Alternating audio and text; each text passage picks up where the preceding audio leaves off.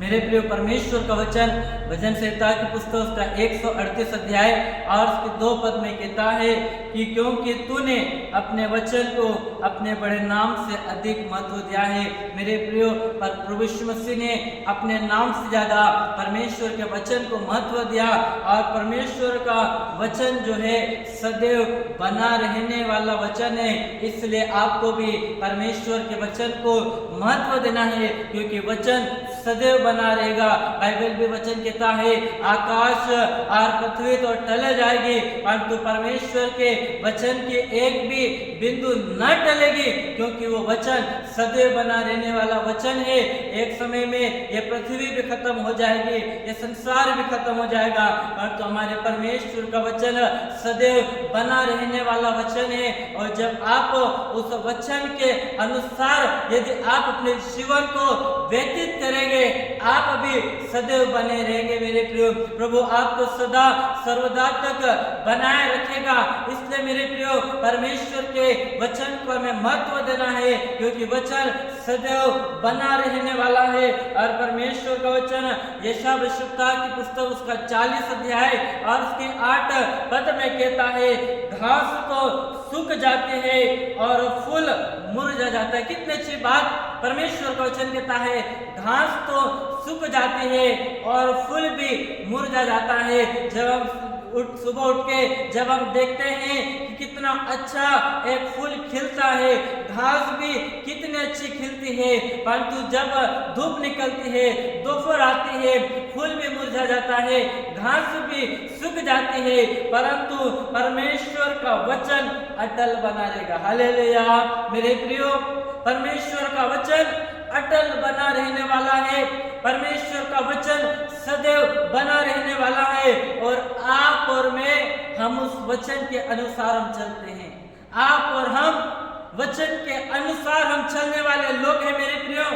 और जो वचन सदैव बना रहने वाला है, जो वचन कभी नहीं टलता, यदि आप उस वचन को पढ़ते हैं, यदि हम बाइबल को पढ़ते हैं, यदि हम वचन को पढ़ते हैं मेरे प्रियो हम भी सदैव बने रहेंगे। प्रभु यीशु मसीह कहते हैं मैं संसार के अंत तक मैं तुम्हारे सदैव और तुम्हारे साथ में बना रहूंगा।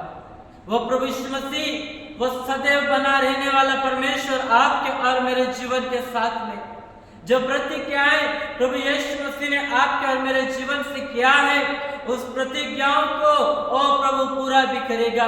बाइबल कहती है जो परमेश्वर के मुख से वचन निकलता है वो व्यर्थ वापस नहीं लौटता परंतु 100 गुना वो कार्य करके आता है मेरे प्रियो। और परमेश्वर का वचन जो है वो सदैव बना रहने वाला, अटल बना रहने वाला परमेश्वर का वचन है। बाइबल कहती है जैसा परमेश्वर ने कहा वैसा ही हो गया।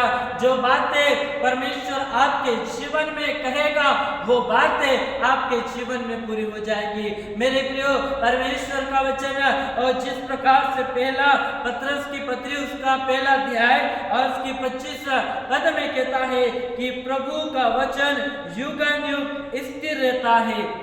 वचन कितनी अच्छी बात कहता है कि प्रभु का वचन परमेश्वर का वचन युगानुयुग स्थिर रहता है। यदि आप परमेश्वर के वचन पर आप चल रहे हैं, परमेश्वर का वचन ये बाइबल जो है आपको मेरे प्रियो स्थिर बना कर रखेगी, दृढ़ बना कर रखेगी।